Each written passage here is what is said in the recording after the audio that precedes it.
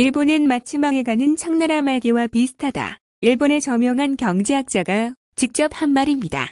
게다가 일본이 선진국 반열에서 탈락을 앞두고 있다는 분석도 덧붙였습니다.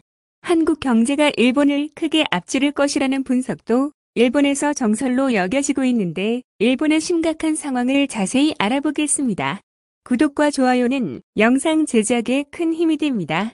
일본 재무성 관료 출신이자 히토스바시대 명예교수인 경제학 권위자인 노구치 교수는 경제 전문지의 일본이 선진국 지위에서 떨어질 위기에 처했다고 주장했습니다.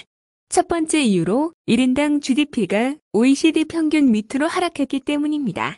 OECD 회원국들의 1인당 GDP는 빠르게 증가한 반면 일본은 OECD 평균 밑으로 떨어지고 있고 앞으로 더 떨어질 것이라고 전망하였습니다. 게다가 OECD 회원국 평균 1인당 GDP 증가율은 1.66배였지만 반면 일본은 같은 기간 1.03배에 그쳤습니다. GDP가 적은 이유로는 아베노믹스에 의한 엔화 가치 폭락을 꼽았습니다. 노구치 교수는 2030년쯤에는 OECD 평균 절반 수준이 될 것이고 어떤 관점으로 일본을 평가하더라도 선진국이라고 볼 수 없게 될 것이라며 강력하게 경고하였습니다. 이때 기자가 그래도 한국보다 괜찮지 않나요? 라는 어이없는 질문을 했는데 수년 전부터 한국 수준이 일본을 앞섰는데 그 차이가 더욱 심해지면 심해졌지 좁혀지진 않았다. 기업 시가총액만 봐도 토요타는 세계 39위, 한국 삼성전자는 세계 25위다. 라며 일침을 놓았습니다.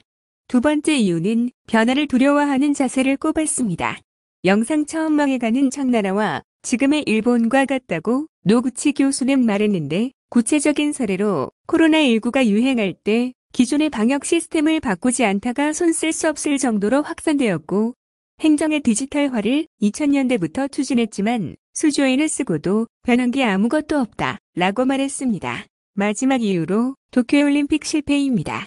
도쿄올림픽은 코로나 상황에서 무리하게 강행하다가 결국 한 해 밀려 천문학적 적자가 발생했다고 합니다.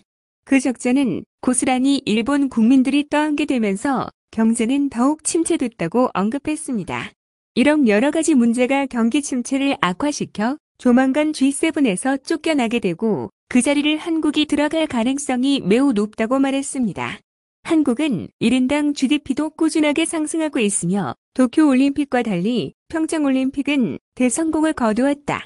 게다가 일 처리에 있어서 한국인을 따라올 나라는 세계 어느 나라에도 없다. 일본이 수조인을 들어도 못한 행정의 디지털화를 한국은 굉장히 빠르게 성공했고 일본이 한국을 배우지 않는다면 조만간 경제 대공황이 올 것이라고 경고했습니다.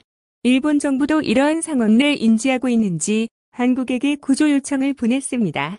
그 시작으로 현대자동차의 일본 진출을 허용한 것인데 현대자동차의 아이오닉5를 MK택시에 공급하게 되었습니다. 아이오닉5는 현대자동차의 전기차 전용 플랫폼인 eGMP를 기반으로 만들어진 세계 정상급 전기자동차입니다. 그동안 일본은 일본차보다 한국에서 만든 자동차가 더 좋은 걸 알고 있음에도 일본 국민들이 더 좋은 한국 자동차를 더 많이 타게 될까 두려워 한국 자동차의 일본 진출을 허용하지 않고 있었는데 이번에 일본의 모습을 보면 지금 앞뒤 상황 가릴 것 없이 경제가 너무 심각하게 무너졌기 때문에 자동차 시장 진출 허용을 시작으로 한국과의 무역을 다시 활발하게 재개하여 경제를 회복시키려는 움직임으로 여러 전문가들은 해석하고 있습니다. 과거 일본은 무역 보복을 통해 한국을 견제한 사실은 다들 알고 계실 겁니다.